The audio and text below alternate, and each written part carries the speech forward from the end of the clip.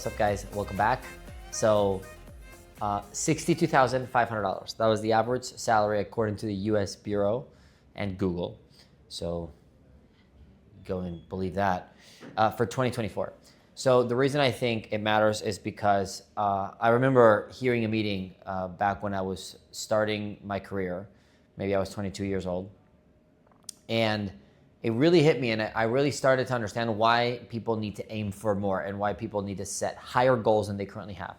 Because if you do the math, for me, coming into out of college, earning $62,000 a year was literally a dream. Like, I didn't understand how taxes worked, but I do understand that 62,000. Like, my mom worked at, or works actually still, for Nintendo Spain, which sounds cool, for the same salary the last 30 years, right? That's maybe $50,000 or 50,000 euros in Spain at the time, which is really good for Spain. So for me to earn 62,000, if I could become the average American for the salaries for last year, this was a dream come true. But then somebody broke down the math for me. I wanted to kind of do that with you, and hopefully this makes sense if you can maybe follow the math or whatever. But $62,500, if you do the math on 80% of that after tax, that would be about $12,000 less. So that would be about $50,000 that are left for you to live your whole life, your whole year. So if you earn $50,000 a year after tax, that's almost about $1,000 a week. So $50,000, if you multiply that times 40 years of work, equals about $2 million. $2 million before tax is what you have. So the average house, let's say nowadays, cost about $400,000. So you're down to 1.6 million. And again, somebody did the math for me. It's like you start with the house because it's typically the biggest purchase. Then the average American drives about 10 cars in a lifetime. Some people drive more, some people drive less. So that's also about $300,000. So now you're down to 1.3 million.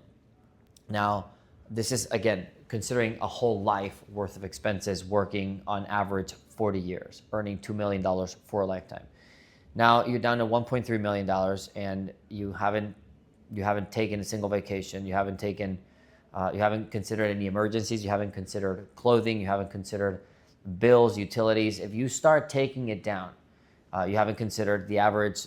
We would say, let's say the average degree or a school, let's say it's about $200,000. So now you're at 1.1. You haven't put gas in your car. You haven't paid utilities. You haven't any clothes. You haven't done any entertainment. You haven't had any food. So let's say between food and clothing, you spend another $300,000 or $400,000. So now you're down to $700,000. If you take away gas and basic travel needs, you're another $200,000. Then you're down to $500,000. So you have $500,000 considering for your whole life, considering you don't have any kids, you didn't buy any gifts for your spouse, you didn't take any trips, which is completely unrealistic for everybody.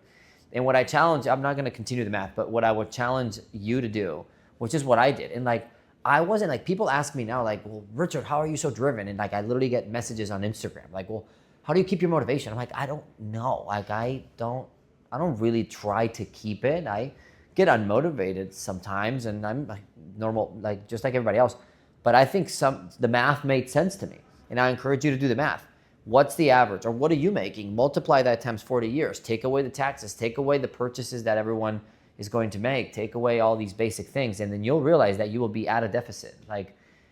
You have to really squeeze in and budget your whole life to make sure you can live on $50,000 and not end up in debt, which is why most Americans are in credit card debt. And I think the average American has less than $100 or less than $1,000 in savings.